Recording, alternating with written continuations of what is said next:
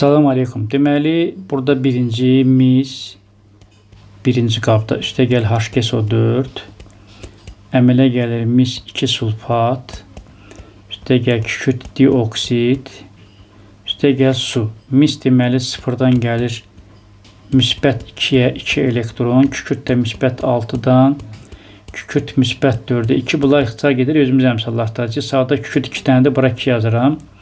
Hidrogen solda 4 dənədir, bura 2 yazıram.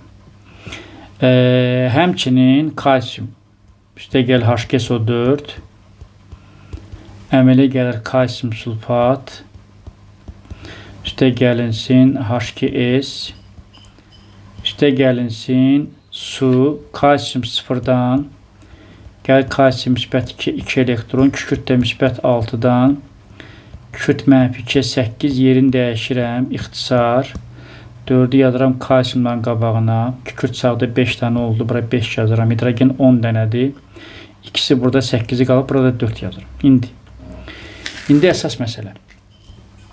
Burada deməli görürsünüz ki, yazıb ki, birinci qabda misin kütləsinin dəyişməsinin zamanına asılığı verilib. Yəni mis x qram idi, olub x minus 16, yəni 16 qram sərf olub. Bu 16 qram sərf olanda bura 64 yazıram. Görək sülfat turşusu nə qədər sərf olunub. Buradan deməli biz hesablayırıq ki 0,5 mol. 0,5 mol deməli sülfat turşusu. İndi nə qədər SO2 alınıb? Nü yazıram, 1 yazıram. Tapıram ki 0,25 mol da SO2. İndi amma biz kalsiumun Y qramının nə qədəri sərf olub bilmirəm. Tutaq ki, məsələn, A mol sərf olub. A mol. A mol sərf olub, mol yazıram. Bura 4 yazıram. Sülfat turşusu burada nə qədər olacaqdır? Nü bərabərdir. 5'i bölək 4'ə. Bu eləyəcək 1,25. 1,25 A HKSO4'dür və nə qədər HKS alınıb? Tapıram ki, bu da deməli olacaqdır 0,25 A H2S alınacaq. Və indi burada nə deyir? Burada yazıb ki, şəkilə əsasən hər iki qabda ümumilikdə reaksiya daxil olan oksidaşdırıcı maddənin 35% reaksiya daxil olmuşdur.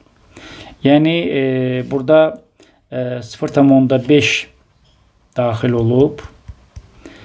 Burada 1,25 A daxil olub və reduksiya olub oksidaşma dərəcəsinin azalmasından yaranan, yəni budur. 0,25 buradadır. 0,25 A da buradadır. Bu da 35%, yəni 0,35 A burada nəyə bərabərdir? 0,4'ə. Mən tapdım ki, A 0,4 oldu. Artıq mən A-nı tapdım. Suallarımıza cavab verək. Birincidə deyir ki, cavab vərəqində birinci və ikinci qablarda baş verən reaksiya zamanı A və B maddələrin kütləsinin zamanından asılıdır. Burada A maddəsi SO2'dir. Kütləsini istəyir. 0,25'i vururam. SO2 64'dür. Və bu eləyəcəkdir 16 qram. 16 qram SO2 yəni 0'dan qalxdı neçəyə? 16'ya. Bu SO2'nin kütləsinin zamanından, yəni əvvəl yox idi SO2. Eyni zamanda H2S, yəni buradan da BH2S'dir. Onu mən 0,4 tapmışdım axı. 0,25 A'dır da. 0,25'i vuram 0,4'ə, sonra vuram bunun deməli maliyyə kütləsinə 0,25 vur. 0,4 vurulsun 34.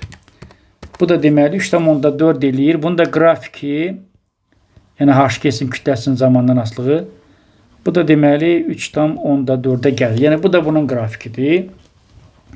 28-ci sualın cavabını müəyyən elədik. Sonra 29'da deyir, qrafik əsasən T anında birinci qabda sərf olunan oksidləşdiricinin kütləsi. Oksidləşdirici burada budur. 0,5 mol sərf olur. 0,5'i 98'ə vuranda təbii ki, bu 49 qram eləyəcək. Alınan duzun mol miqdarı, duz burada 160'dır və Düzdür, biz duzun mol miqdarını tapmamışıq. Tapaq da problem yoxdur burada 1 mol. Bu da deməli əsasən 0,125 mol eləyəcək. Bu da bunun duzun molu. 30-cu da ikinci qabda sərf olan metalın kütləsi. Bu A mol sərf olmuşdu. A-nın 0,4 tapmışam. Kütlə dediyinə görə 0,4-ü 40-a vuracam 16 qram.